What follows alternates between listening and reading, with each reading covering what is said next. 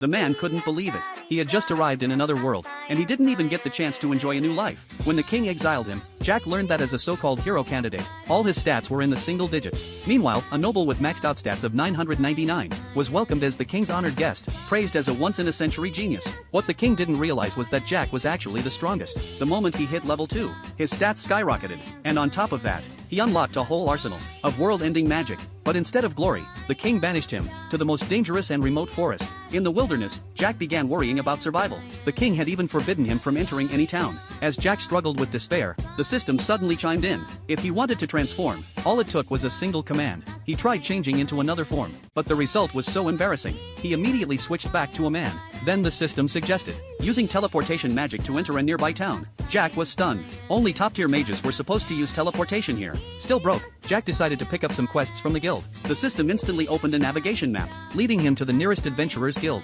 At the front desk, he learned that adventurers were ranked by performance. The higher the rank, the harder the quests available. While choosing his task, a girl caught his eye. She was looking for a bodyguard to escort her into the dangerous forest. Everyone else turned her down. Only Jack, desperate for money, accepted the job. But when Jack casually mentioned teleportation magic, the entire guild froze. Teleportation was a high-level spell, reserved only for Grand Magi. Jack had no idea. As he prepared to depart, a sword was suddenly pressed to his throat. It was the captain of the knights. She suspected Jack's motives, and demanded he prove it by casting teleportation. If he failed, she would kill him. Led to a secluded spot, Jack awkwardly triggered the spell. The scenery shifted in an instant, and the knight captain was stunned. She couldn't believe Jack was a grand sorcerer. The girl looked around, but noticed all the local magic seemed to vanish. Just as Jack was about to explain, the system flashed a warning. The girl was a demon in disguise. At that very moment, the knight captain raised her blade, pointing it straight at the girl.